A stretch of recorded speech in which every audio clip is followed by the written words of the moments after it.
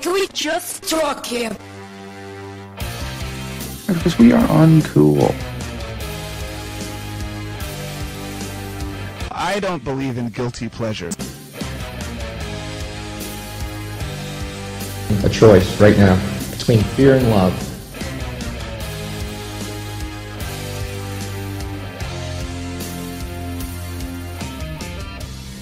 Welcome back to Empower the Audience. I'm here with Chris, Movie Guy 84, and Marshall, the one true hazard.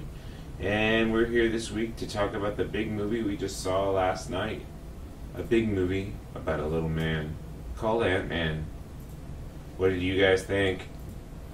I laughed so much. This was a really hilarious movie. For one of my least favorite Marvel characters, it was probably one of my favorite of the Marvel movies. Yeah, he's became a kind of a reprehensible guy in the comics, which doesn't spoil anything for the movie. I mean, but the movie is a complete reversal of the character. The character we're talking about is Hank Pym, not the character that you actually see as Ant-Man in the movie. He's more the scientist, the older guy behind the scenes. But yeah, he kind of a bad guy if you want to research that on Wikipedia or something. But so, what did you think, Chris, about the movie? I was really surprised. I was seeing the previews and stuff leading up to the movie. I wasn't too interested in it. Didn't know much of the character, and didn't really have much drive to see it. But ended up really enjoying it. I think it's one of my favorite of the Marvel cinematic universe. I think it's definitely one of the best. Yeah. Mm-hmm. Yeah, it was very enjoyable, very funny. Yeah, it was one of those where you're like, okay with the premise, but because it did kind of seem outside of everything in the universe. But Paul Rudd, who's really great at comedy, made it really, really good. And there's some really good stand-up characters in it too. Even just his sidekick kind of guy, not really a sidekick, but one of his partners from his old days in crime, was really great. Just really funny. The way he told stories and kind of related to unexpected. I don't know, the way he would set up like crimes would be with these long, expanded stories that just were unexpected but really, really funny. Mm-hmm. And do you remember the actor that played him? Hector or somebody? Michael Pena? Michael Pena, that's it. Michael Pena. Mm-hmm. Yeah, he was a lot of fun. I really liked. I even liked the character that played Hope in this one. Mm-hmm. I'm not the biggest Lost fan, and she actually played one of my least favorite characters in Lost. But she was really good in this one. I think she needs the right kind of project.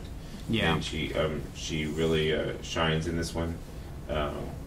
Even like Michael Douglas, who I don't really generally care for. He plays a lot of kind of slimy characters, and he was really good in this one as well. Yeah.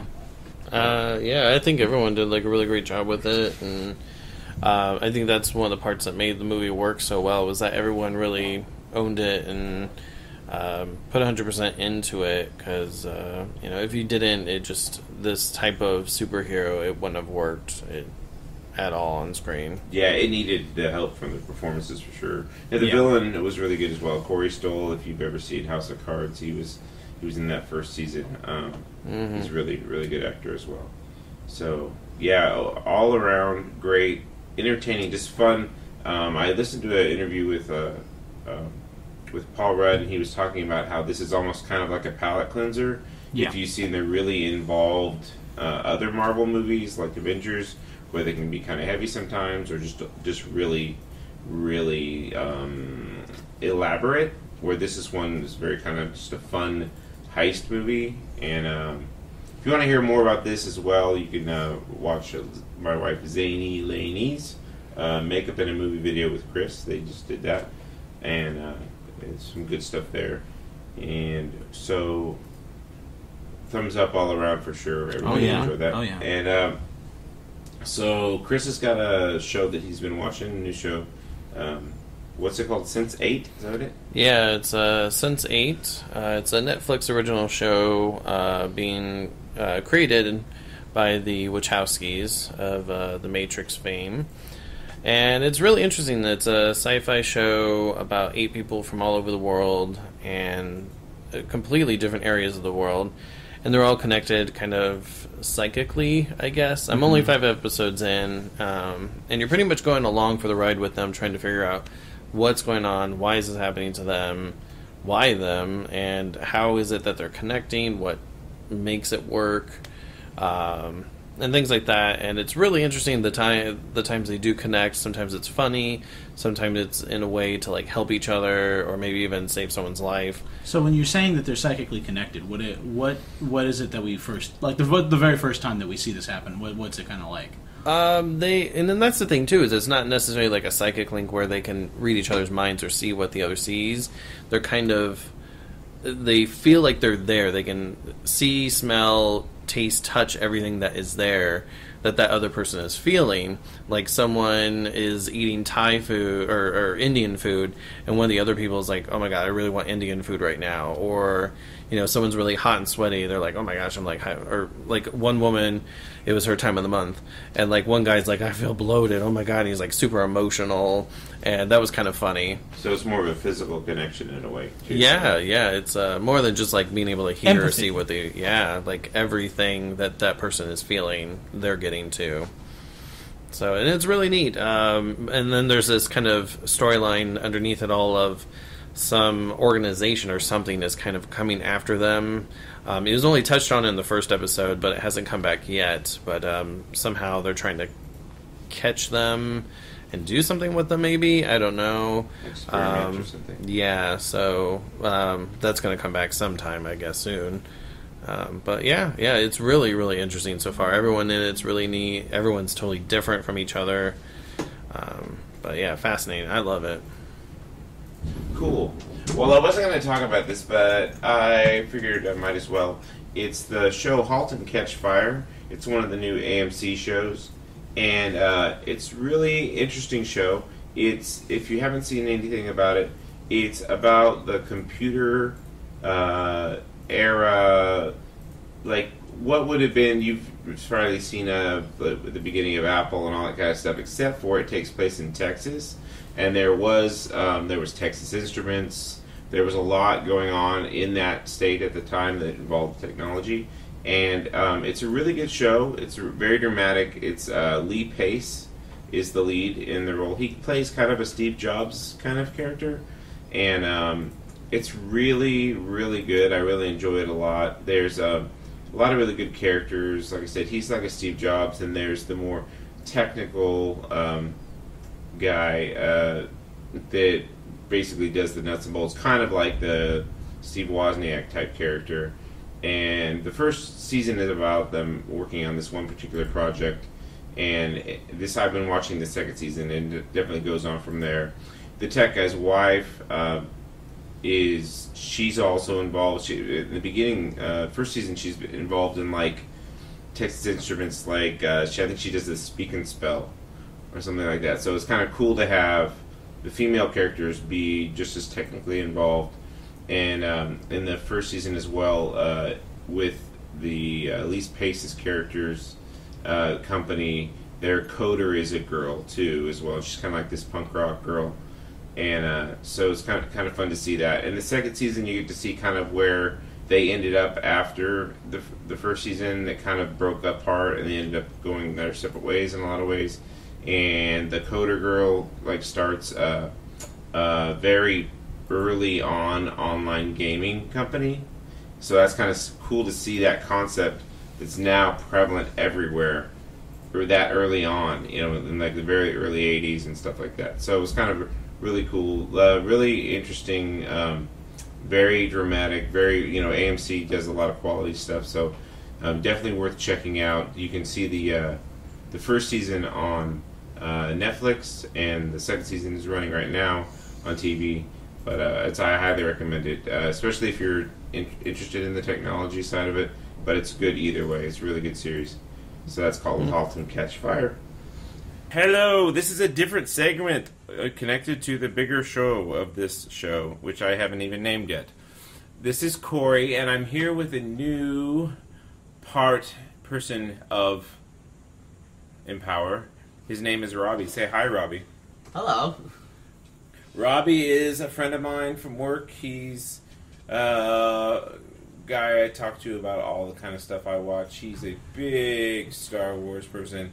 He will be doing lots of Star Wars updates in the future as we get closer to the day of our Lord. Mm-hmm. And I don't mean Day of Jesus, Reckoning. I mean Lord Vader. Indeed. Yes. Coming in December. So we're just here to talk now. We have already talked on this episode about Ant-Man, but I can't not let him have his day to talk about Ant-Man, because he just saw it, last night? Yes, sir, I did. He saw it last night, so go ahead. Give us the deets on Ant-Man. Oh, boy. Well, it was genuine. It was very emotionally powerful. It was very comedic, too. A lot more than I would have ever anticipated it to be. And it had this feel where I felt like I was in the same situation as a kid watching this Disney film, Honey, I Shrunk the Kids, the first Honey, I Shrunk the Kids. Anty, and honestly, I'm free to give off spoilers on this, right? Yeah, just say it's spoiler alert. He's going to give spoilers, so if you don't want to know what happens, just pause This is it. my first podcast, so forgive me. if I Yeah, say pause something. it and come back. Just go see the movie. Indeed, you have to see it. Even though it's very stereotypical of critics to say you have to see this movie, please, I swear you will not regret it. But it definitely had its moments where I had a comment on everything. I definitely thought it was like forgot the name of the movie. Honey, I Shrunk the Kids, Yeah. and the logo for the major company. Call me crazy, but that logo looked like the Steam logo. Did you happen to notice that? Kind of a little bit, yeah. I noticed you now. Yeah. You say it, yeah. And It's just kind of a little nod. That's and funny. I like how the movie opened up, seeing the professor, the scientist, being Hank so Pym, yeah. Yep, being so young. I felt like I was watching him in his prime back in the 80s with Romance in the Stone.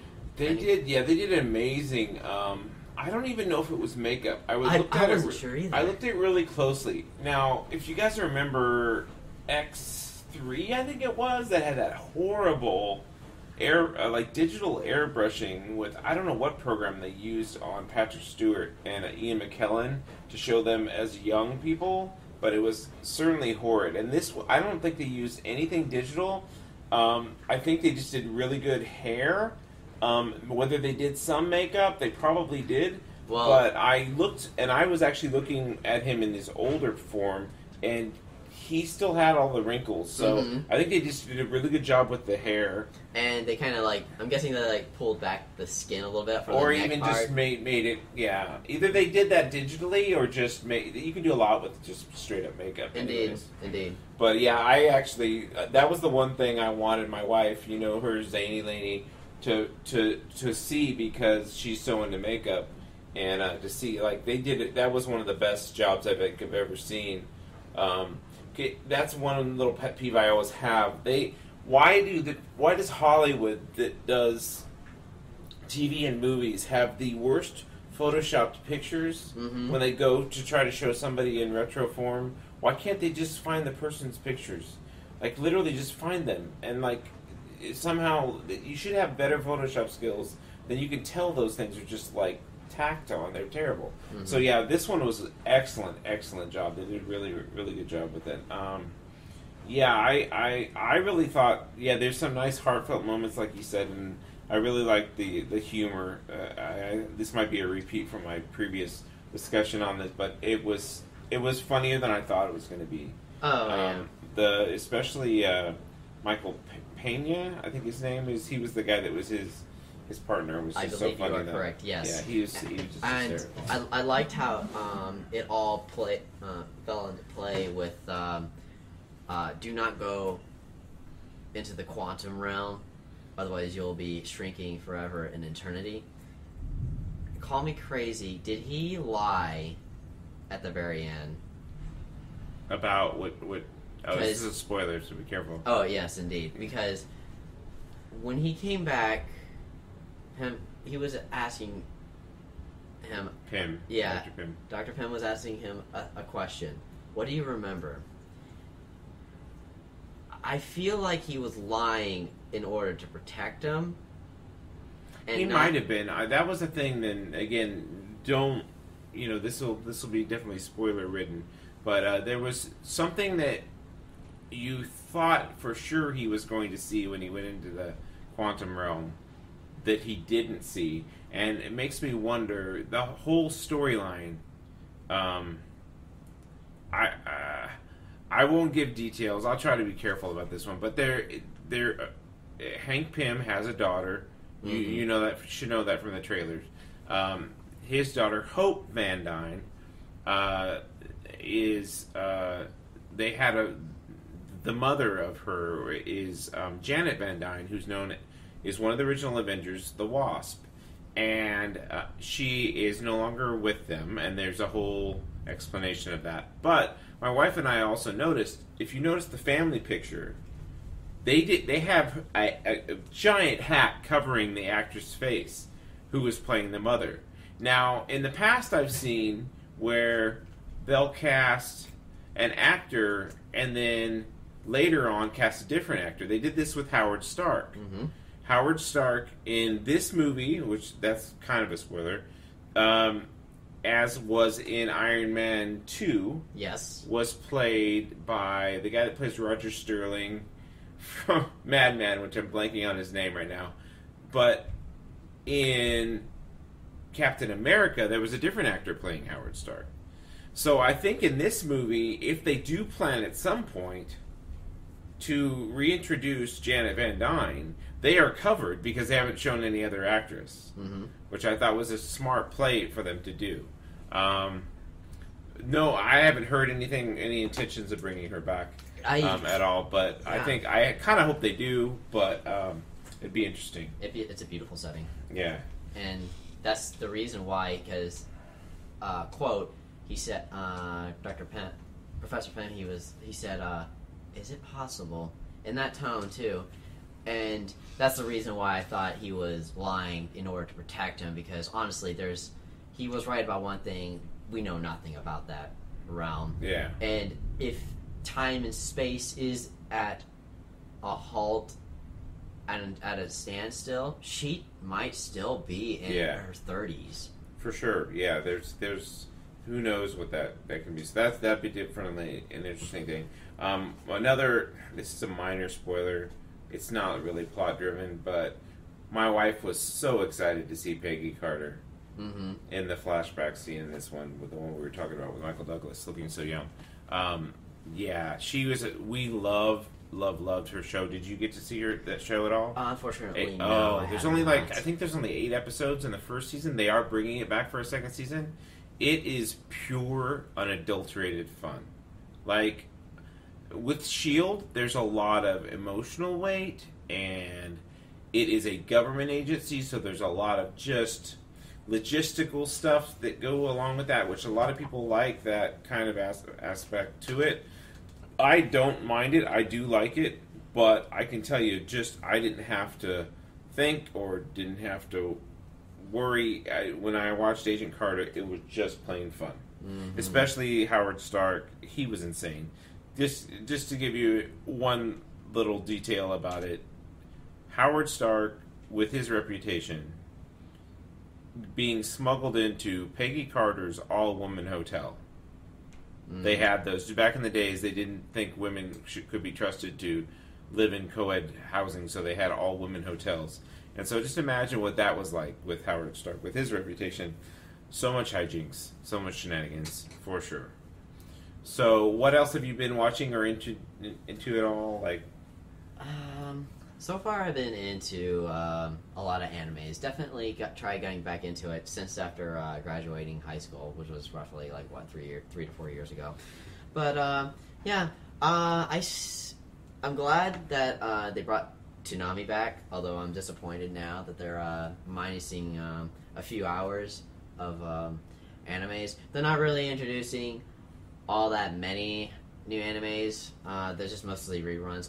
The only source I could ever find new shows would be on Crunchyroll and Funimation. Yeah, it makes me wonder about, because I've been following like the future of TV for a lot, and it's about to just break. I think within the next, certainly the next 5 years, but definitely the next 10 years, TV we might not even be using the words television. If you talk to people younger than you, 10-year-olds, they probably don't even know what television is. Indeed. Because most of them, if they're nerdy, then they're watching Minecraft videos on YouTube or Twitch. They're not.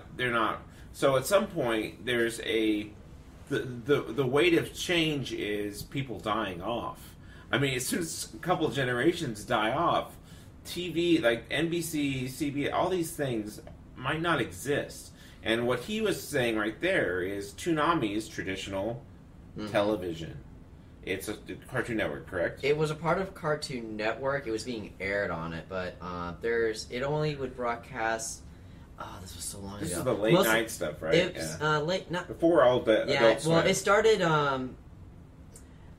I was not really allowed to watch TV that late at night because my parents were very protective on mostly from watching stuff that would fry my brain, and they were only partially right. But Akira, thank you very much. But yeah, I'm not really sure when Adult Swim started. I definitely do recall every Saturday night there would be like its own unique setting and time for a new type of television. But yeah, it was Cartoon Network's late night and straight up anime. And it's basically like children back from the 50s to 60s, they would watch cartoons on a Saturday morning, wouldn't it? Yeah, this was Saturday night. Yeah, so. But for my generation and to it's basically the opposite effect now. I feel like I'm jumping off topic. No, you're fine. No, what I was getting at was, so you have Toonami trying to throw their hat back in the ring. Well, Cartoon Network trying to throw Toonami's hat back in the ring. But you've got these other things, and the thing that strikes me with this whole future of TV thing is what happens, and it's happened since iTunes. Technology companies getting involved when they see there's a gaping hole of what people really want. The demand is the situation where they'll just iTunes will get in there. They're not a music company. They had to license with all these music companies, but they came up with the best solution for the time because they were a tech company.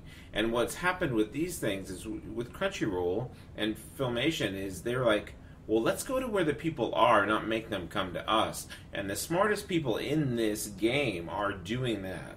I don't know if you know this, but a PlayStation 4 is now a cable box. Not just one you can connect to your regular cable box. They are licensing TV channels. They are a legitimate cable TV source. It's called PlayStation Vue. It's currently available in Los Angeles and New York. But it will be everywhere eventually. And another great tech company called Slingbox, which has been able to have your cable TV anywhere. You're staying in a hotel room. This thing connects to the TV and gets your cable and DVR there. That sounds awesome. Yeah, and it's been out for forever. This thing's been out. I can't even tell you how many years it's been out, but I've heard it as a sponsor on a lot of other podcasts I listen to. They are now licensing networks, and they are doing the one thing people have wanted for forever. They are doing a la carte cable. You can pick your block of channels. Say you want these 5 channels for this certain amount of money, as opposed to hundreds of channels that you never watch. And so the whole thing is definitely breaking. It has to get to the tipping point where enough people that don't live or aren't necessarily super tech savvy It's got to be easy to use, and the other situation has to be so frustrating. Like with the iPhone, everybody hated their cell phone. That's why iPhone stepped in and said, "Oh, we've got a market here because everybody hates their cell phone." And so agreed. And back in 2006, I was in 6th grade. I got my first Sprint flip phone, and that was those were interesting times. But they then were again, terrible because they didn't care about the experience. I feel indeed, and I was okay with the flip phone, but then my next phone, I think it was in 2009 for 9th grade. It was a still Sprint, but it was a BlackBerry. Now the moment they put the buttons where it was exposed, that's when I started getting in trouble, because it was a lot more easier for texting and other types of sources. And also I accidentally butt dialed a lot. I accidentally butt dialed cops one time. That's not good. Indeed. That was one heck of a story to deal with. So since he was talking about anime, I'll bring in a little bit of animated stuff I've been watching. If you are a fan of anything superhero animated, and you like to see characters in a different light, the DC has had, I think it was Marvel had What Ifs, DC had Elseworlds. Mm-hmm. Bruce Timm, who is, if you don't know that name, you basically do, you just don't realize you do. Everything animated from Warner Brothers, going back to Tiny Toons, was supervised by this man named Bruce Timm. So if you've loved the old Batmans from the 90s, Kids WB, the Supermans, anything, including even the Teen Titans, all of that was supervised by this one man. That's why it all had a quality, and it always got better. The animation always got better. He had also been in charge of these direct-to-DVD movies, which were really excellent. Now what he's doing is he partnered, the Warner Brothers partnered with Machinima. They are now going to be doing some digital content, and you can see this stuff on YouTube.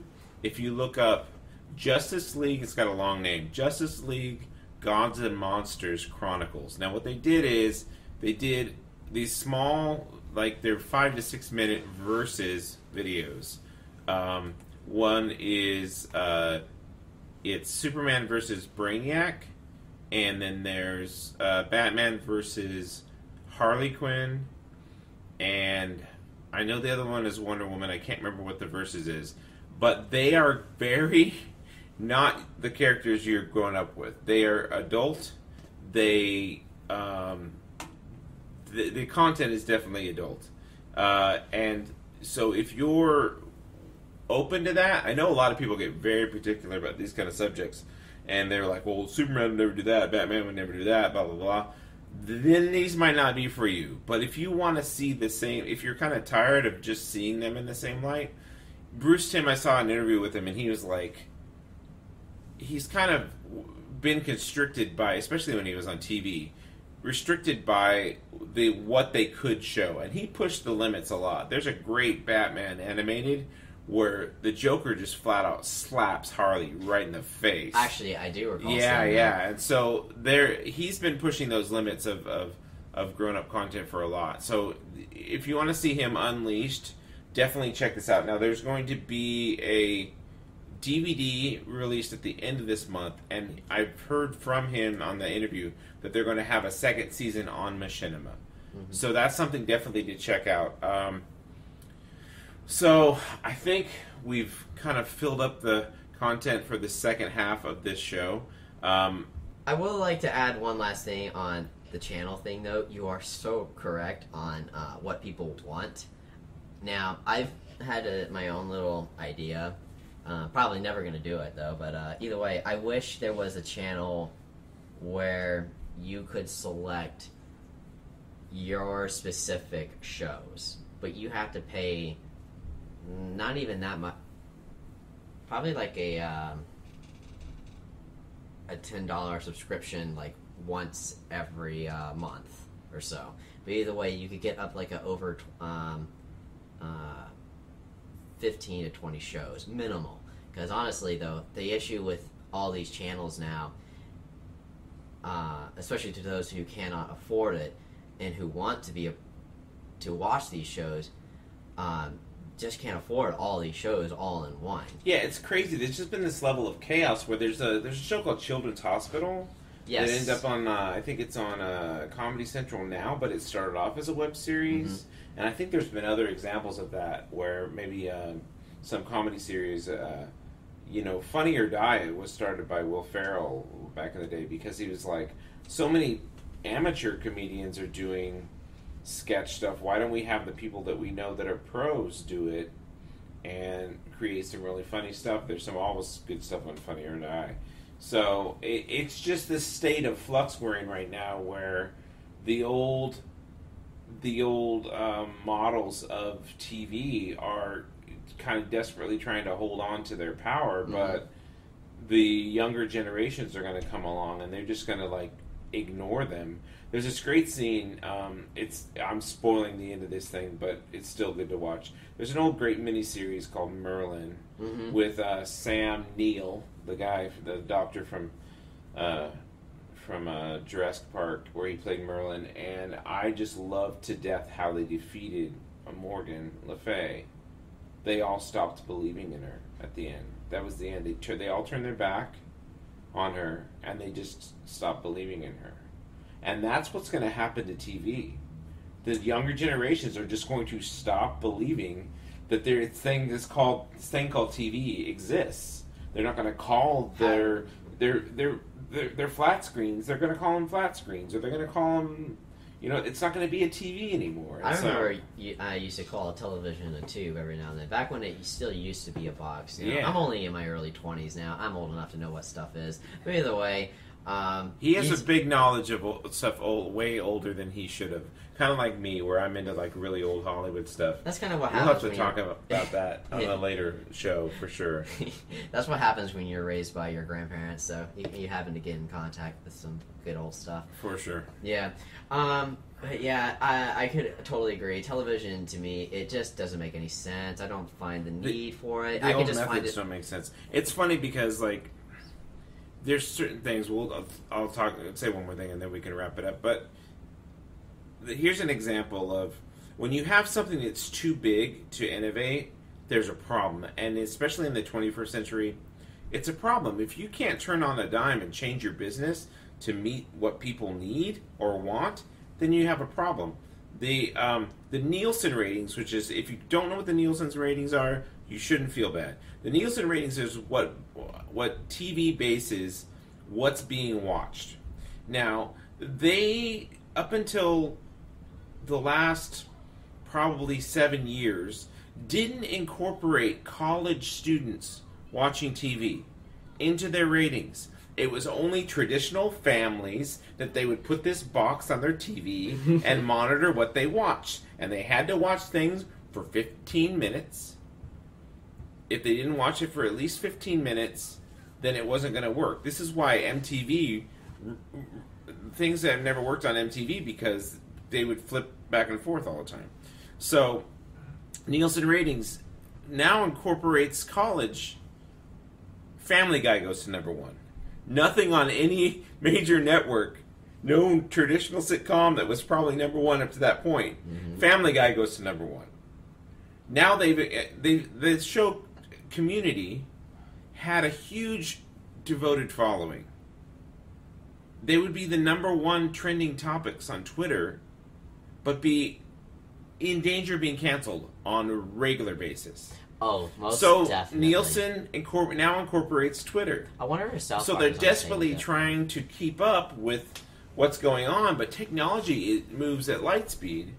And these big, they're basically, imagine every network that you know of, even if you might not even know the names of the networks anymore, but NBC, CBS, ABC, and Fox, they are like Titanics. Mm-hmm. And they're heading for an iceberg, and they can't turn on a dime. So it'll be just interesting to see. I mean, if you have the luxury of time and paying attention to this stuff, just watch. In the next 5 years, trust me, if you've heard this podcast, you've heard me say, it ain't gonna be the same way. It's not gonna be your mama's or your grandma's viewing situation. I can't even say TV because it's not gonna be TV. So it'll just be interesting to see. And so, anyways, I'm Corey. This has been Robbie, and he's going to be on a more regular basis. We'll be pulling him in every so often. Check us out. We're on YouTube. You've already been listening to us, so you probably found us whichever way. But check out our site, Empower the Audience. Just Google us at Empower the Audience. We're going to be getting more and better site stuff later, but I've been writing stuff. I'm going to be pulling in Chris to write stuff as well. And we're going to be coming at you on, like I said, a more regular basis. We are back, and we are fierce, and we are mighty. My name is Corey. You can find me at Corey Estel. And Robbie is, what is your handle? I'm not really famous yet, although I am occasionally on Twitch and YouTube. But my call sign, and most video game consoles, I'm just called Shadow Trooper 23. See you later, guys. Thank you for having me. You're welcome.